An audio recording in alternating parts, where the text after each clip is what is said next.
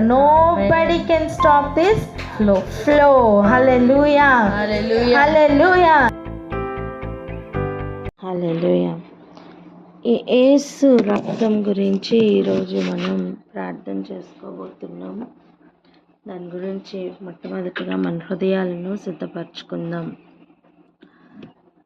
చూడండి, దేవాది దేవుడు, తండ్రి అయిన దేవుడు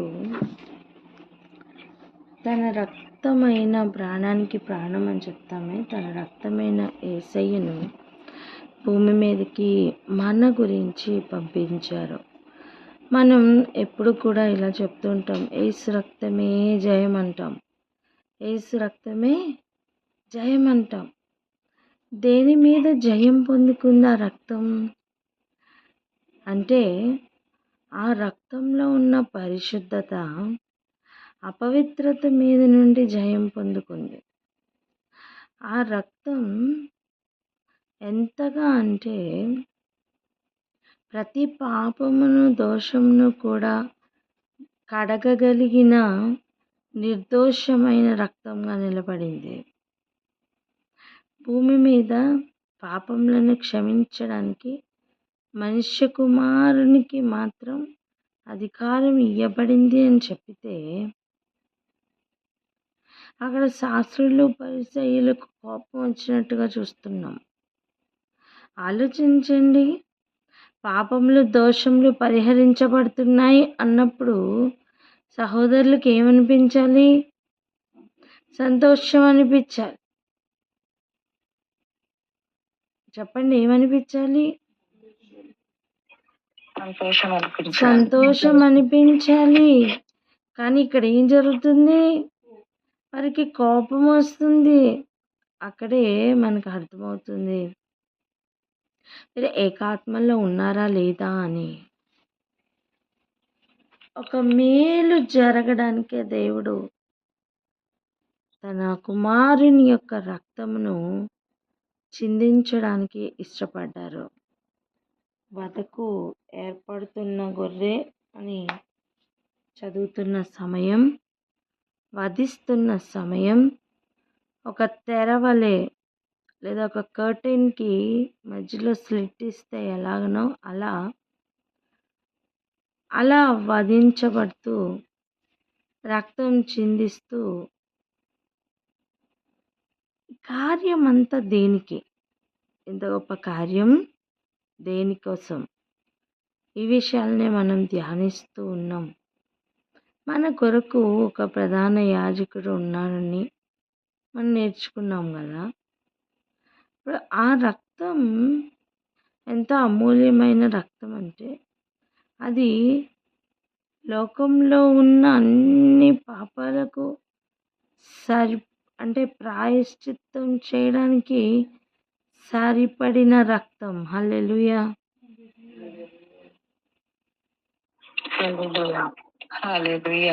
మనకు అనిపించవచ్చు, అప్పుడెప్పుడో 2000 సంవత్సరాల క్రితం కార్చిన రక్తం ఈనాటికి కూడా అది సజీవంగానే ఉందా అంటే అవును అనే చెప్పాలి. ఎందుకో మూర్ఖతతో నిండిన హృదయాలు యాక్సెప్ట్ చేయకపోవచ్చు,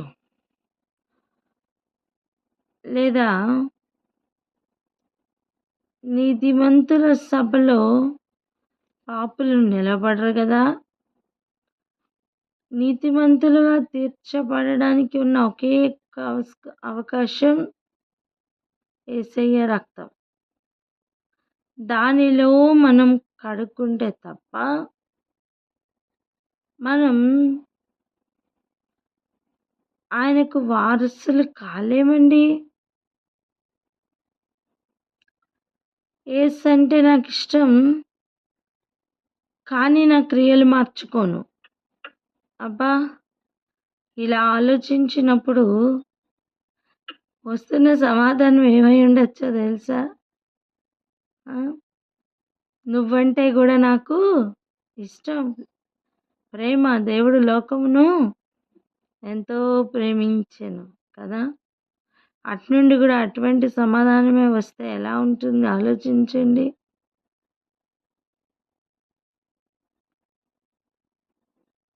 ఆయన రక్తంను ఆశ్రయించాలి. ఆయన రక్తంను ఆపాదించుకోవాలి. ఒకసారి యేసు ప్రభువును అలా వధించడానికి తీసుకెళ్తున్న సమయం ఇశ్రాయేలీయులందరూ కూడా వచ్చి ఆయన సిలువేయండి సిలువేయండి అని చెప్తున్నప్పుడు పిలాతు తన చేతులు కడుక్కున్నాడు కదా. అప్పుడు ఇశ్రాయేలీయులు అనిన మాట ఏంటి? మా మీదను మా పిల్లల మీదను ఈ రక్తము యొక్క దోషం ఉండును గాక అన్నారు. నేను అంటాను, మరి అప్పుడు కూడా వారు ఆ రక్తంను స్వీకరించారు కదా, మరి ఎందుకండి వారికి రక్షణ కలగలేదు?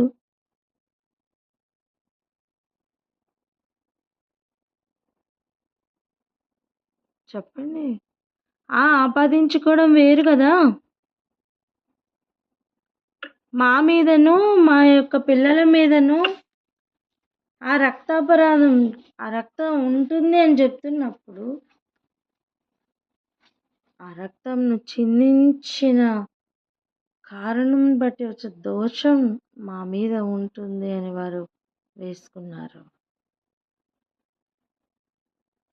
ఇప్పుడున్న శరీరధారిగా వచ్చిన యేసయ్య ఎట్టి పరిస్థితిలో చనిపోవాలి అని వారి యొక్క ఉద్దేశం.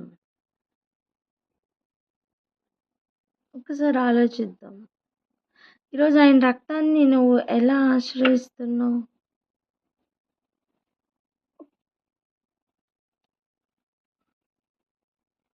అసలు ఆయన రక్తాన్ని అమూల్యంగా చూస్తున్నావా? ఆయన రక్తాన్ని దెయ్యాలకు భయపడి, చీకటికి భయపడి ఏసు రక్తం ఏసు రక్తం ఏసు రక్తం అనుకుంటున్నావా?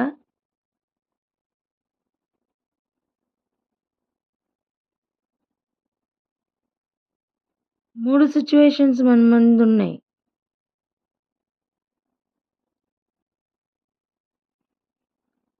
ఆలోచించండి. యేసు రక్తం మనకి ఎట్లా ఆపాదించుకుంటున్నాం?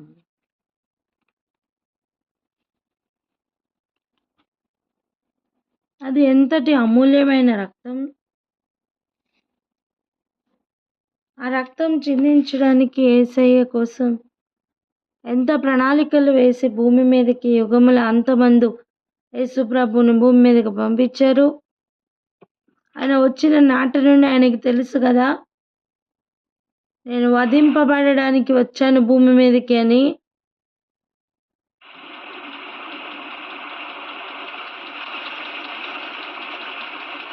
అప్పటి నుండి ఆయన ఏం చేశారట? పరలోక రాజ్యం సమీపించెను, మారు మనసు పొందండి అని ప్రకటన చేస్తున్న యేసయ్య ఫిలిప్పుదైన కైసరు ప్రాంతానికి వచ్చిన సమయం,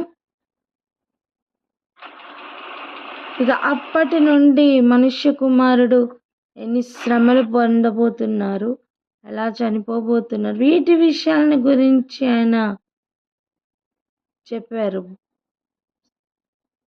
ఇక అక్కడి నుంచి ఆయన వాటిని బోధిస్తూ కొనసాగారు. ఒకసారి ఆలోచించండి. ముందు చెప్పిన వాక్యమేమో అప్పటి నుండి ఏంటి? పరలోక రాజ్యం సమీపించింది కనుక మారు మనస్సు పొందండి అని చెప్తున్న మాటలు.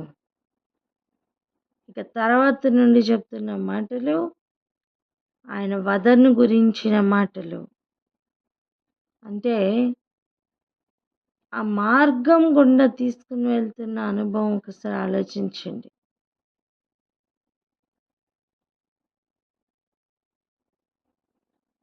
మొదటిగా పిలుపు, ఏర్పాటు, దానిలో కొనసాగాలంటే యేసయ్య రక్తం. ముందుగా మనం అనుకున్నట్టు యేసయ్య రక్తం దయ్యముల నుండి కాపాడడానికి కాదు, కలిగిన భయముల నుండి కాపాడడానికి కాదు,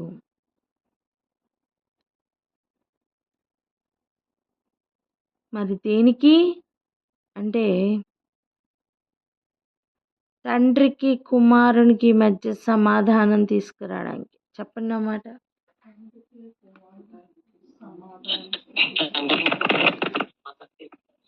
యేసయ్య రక్తం తండ్రికి కుమారుడికి సమాధానం తీసుకురావడానికి కొరకు.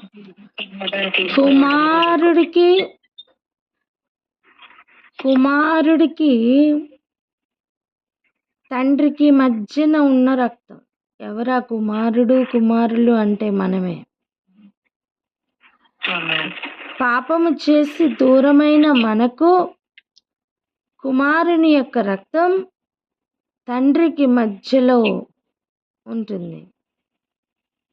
దీని గురించి అర్థం చేసుకోవడానికి మనం ఒక ఏరియాకి వెళ్దాం రండి.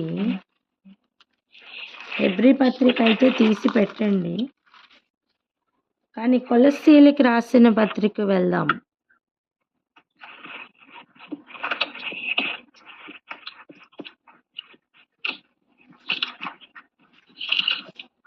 కొలస్సీ పత్రిక 1వ అధ్యాయం 21-22 వచనాలు చదవరా. పత్రిక 1వ అధ్యాయము 21-22 వచనాలు. మరి గత కాలమందు దేవునికి దూరస్తులను, మీ దుష్క్రియల వలన మీ మనసులో విరోధ భావము గలవారునై ఉండిన మిమ్మును కూడా తన సన్నిధిని పరిశుద్ధులుగాను నిర్దోషులుగాను నిరపరాధులుగాను నిలవబెట్టుటకు ఆయన మాంసయుక్తమైన దేహమందు మరణము వలన ఇప్పుడు మిమ్మును సమాధానపరచెను. ఇప్పుడు 19-20 చదువునాను. ఆయన యందు సర్వ సంపూర్ణత నివసింపవలెననియు, ఆయన శిలువ రక్తము చేత సంధి చేసి ఆయన ద్వారా సమస్తమును, అవి భూలోకమందున్నవైనను పరలోకమందున్నవైనను వాటన్నిటినీ ఆయన ద్వారా తనతో సమాధాన పరుచుకొనవలెననియు తండ్రి అభీష్టమాయెను. అది ఆయన రక్తం, శిలువ రక్తం దేని కొరకు? సంధి చేయడానికి. చెప్పండి, సంధి చేయడానికి. ఆయన రక్తం దేనికి? సంధి చేయడానికి. పలకండి, ఆయన రక్తం దేనికి? సంధి చేయడానికి అని.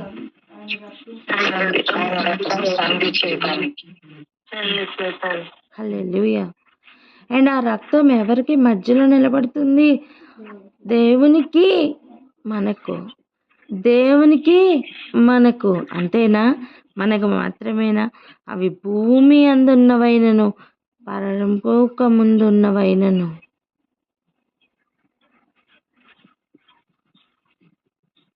తండ్రి కుమారుని యొక్క రక్తము ద్వారా సంధి చేసుకోవాలని ఆయన ఇష్టపడుతున్నారు. ఆమేన్. ఇప్పుడు చెప్పండి, యేసు రక్తం అని చెప్పి మనం దేనికి ఆపాదిస్తున్నాం? ఎక్కడెక్కడ ఆపాదించుకుంటున్నాం? హలో, ఈరోజు మార్పు కలగాలి. ఆమేన్.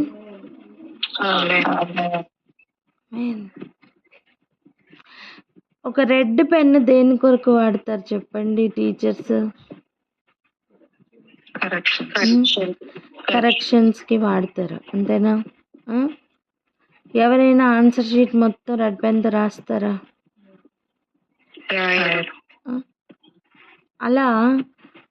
అలా రక్తాన్ని ఎక్కడ పడితే అక్కడ ఆపాదించడానికి కాదు.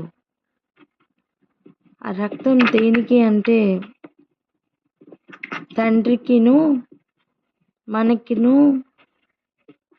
మధ్యన సంధి చేయడానికి.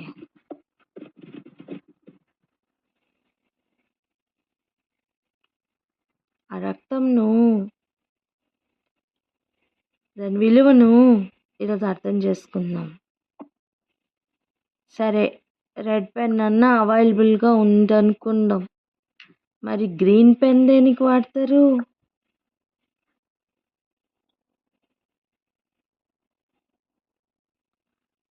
గెజిటెడ్ సైనిక్ కాదా? గ్రీన్ పెన్ దేనికి వాడతారు? గెజిటెడ్ సైనిక్ కాదా? అది ఇంకా రేర్ కదా, అర్థం చేసుకోండి. అది ఇంకా రేర్ అండి. అంటే అది వాడడానికి కూడా ఒక అధికారం కావాలి కదా. రెడ్ పెన్తో టిక్కు పెట్టడానికి టీచర్ అనే అధికారం కావాలి, కానీ గ్రీన్ పెన్తో సంతకం పెట్టడానికి ఇంకా హయ్యర్ అథారిటీ కావాలి. వింటున్నారా? అలా ప్రధాన యాజకుడుగా, నిరంతరము ఉండు యాజకుడుగా యేసయ్య ఎవ్వరూ పెట్టలేని సంతకం పెట్టారు. హల్లెలూయా. అర్థమవుతుందా?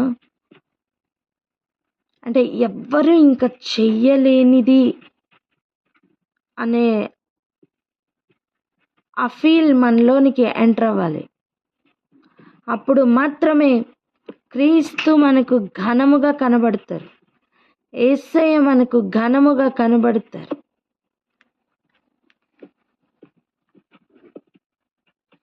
వాక్యం మనకి ఘనముగా కనపడాలి. ఈ అవకాశం భూమి మీద ఉన్నంత వరకు మాత్రమే. నా దోషములు పరిహరించబడాలి అనే ఆశ ఎక్కువ అవ్వాలండి. నా పాపములు పరిహరించబడాలి అనే ఆశ ఎక్కువ అవ్వాలండి. ఇక ఎన్నడూ దానిలోనికి నేను వెళ్ళను అనే తీర్మానం ఎక్కువ అవ్వాలి. వాటి మీద శ్రద్ధ భావాలు ఎక్కువ అవ్వాలి. నేను క్రైస్తవుని అయిపోయాను, ఇక నాకేం పర్వాలేదు అన్నట్లుగా లైట్గా తీసుకోవడానికి అవకాశం లేదు అంటున్నా.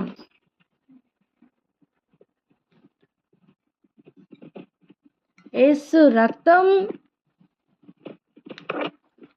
తండ్రితో సమాధానపరచడానికి. పలకండి, యేసు రక్తం తండ్రితో సమాధానపరచడానికి. ఇంకొక మాట చెప్తాం, యేసు రక్తం తండ్రితో సంధి చేయడానికి. హల్లెలూయా. తండ్రితో సంధి చేయడం కోసం యేసు రక్తం అండి, నిర్దోషమైన రక్తం అండి, నిర్దోషమైన రక్తం. చూడండి, కన్నులు సరిగా కనపడట్లేదు అనుకోండి, మధ్యలో ఒక లెన్స్ పెడితే ఆ లెన్స్ ద్వారా చూసినప్పుడు క్లియర్గా కనిపిస్తుంది అనుకోండి, ఎలాంటి అనుభవం ఉంటుందో అలా తండ్రి అయిన దేవుని ఎదురుగుండా మన పాపములను బట్టి తేటగా లేని మన జీవితాలకు మధ్యలో యేసు రక్తం ద్వారా చూసినప్పుడు మనం తేటగా కనిపించడానికి సంధి చేసుకోవాలన్న దేవుని యొక్క ప్రేమ, దేవుని యొక్క ఆశ ఈరోజు నీకు నాకు అర్థం అవ్వాలి నాన్న.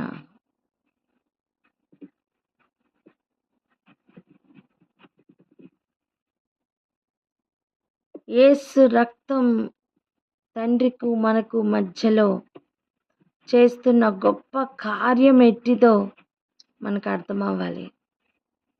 ఈ విషయం అర్థమైతే నాకు అర్థమైందని చెప్పండి.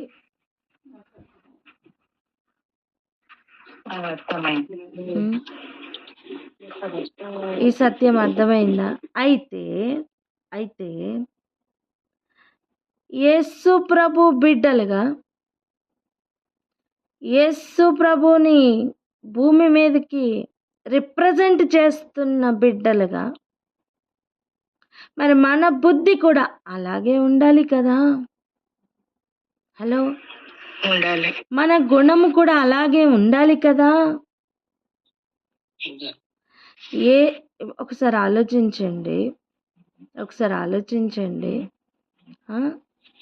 తండ్రికి అపరాధం చేసిన వారికి మధ్యలో సంధి చేస్తున్న రక్తమే యేసయ్య రక్తం ఉంది. ఈరోజు ఆ రక్తంలో ఉతుక్కుని, ఆ రక్తంలో కడుక్కొని, ఆ రక్తం ద్వారా గనక సంధి చేయబడిన అనుభవం కనుక అనుభవిస్తే అనేకులకు నువ్వు ఆ సంధి చేసుకోమని చెప్పకుండా ఉండలేని ఒక స్థితిలోనికి వెళ్తావు కదా. హలో, ఎందుకు నువ్వు యేసు గురించి మాట్లాడడానికి సిగ్గుపడుతున్నావు?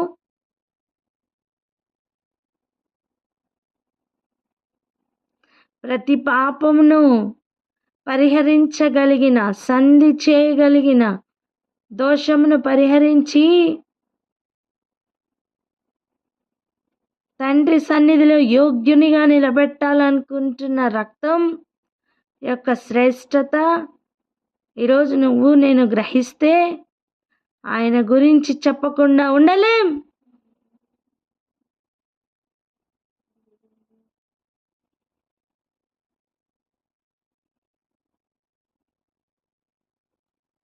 నువ్వు మంచి టేస్ట్ గల బిర్యానీ పాయింట్ నీకు దొరికిందనుకో, చప్పటి అన్నం తింటున్న వారికి, చప్పటి బిర్యానీ కొనుక్కొని తింటున్న వారికి నువ్వు చెప్పవా? అరే ఇక్కడ చాలా బాగుంది, ఇక్కడ ఫ్రీ ఆఫ్ కాస్ట్ చాలా బాగుంది అని అనుకోండి, మీరు అందరికీ పబ్లిసిటీ ఇవ్వరా? దానికి మీకు ఆ రెస్టారెంట్ ఏం పే చేయక్కర్లా, అవునా కదా.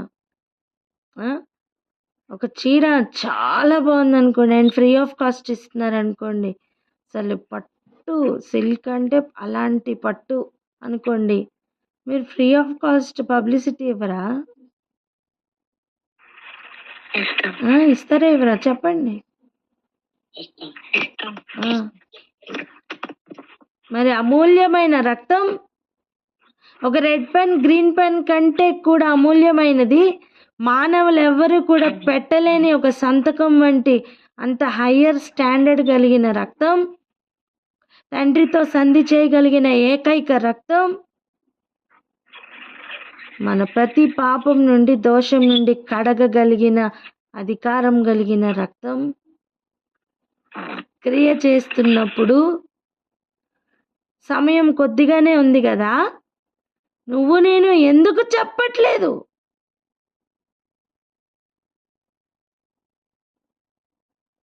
యేసును నువ్వు ఎలా పరిచయం చేస్తున్నావు అనేది ఈరోజు ప్రశ్న.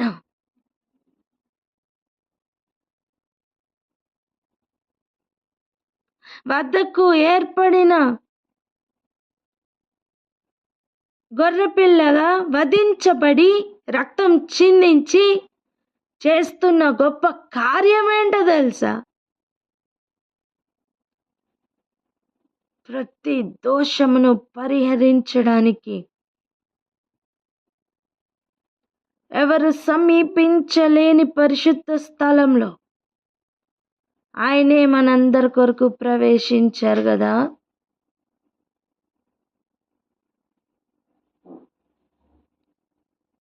వేరే ఎవ్వరి రక్తంనకు కూడా అంతటి పవర్ లేదు కదా. అండ్ ఈ రక్తం మరి ఒక్కసారి చిందింపబడదే భూమి మీద ఉన్న ఈ కాలమే కదా దానిని ఆపాదించుకోవడానికి అవకాశం ఉన్న కాలం. మరి దాన్ని నిర్లక్ష్యం చేస్తే ఎలా?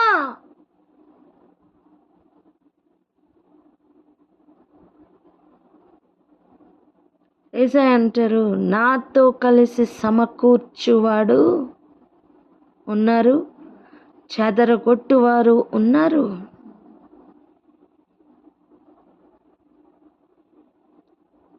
తండ్రి యొద్దకు సమకూర్చుదాం. పలకండి అన్నమాట. తండ్రి యొద్దకు సమకూర్చుదాం.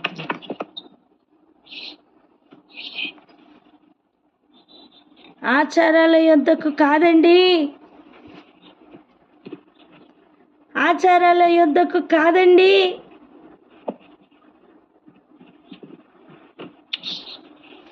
దోషములు పాపములు పరిహరించే ఆ రక్తం ఇంకొకసారి చిందింపబడదు. ప్రస్తుతం నీకు నాకు అవకాశం ఉందమ్మా.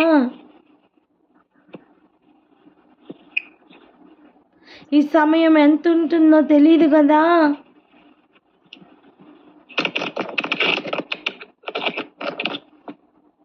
నువ్వు పొందుకున్న సమాధానం, నువ్వు పొందుకున్న సంధి మొట్టమొదటిగా నిలిచి ఉండాలి. రెండవది అనేకులను అందులోకి చేర్చాలి. ఆ మార్గం చూపించలేవా? పాపపు మార్గంలో నుండి తప్పించబడి ఈ సంధి చేస్తున్న మార్గంలోనికి నిజముగా ప్రవేశిస్తే అనేకులకి నువ్వు ఈ మార్గం చూపిస్తావు.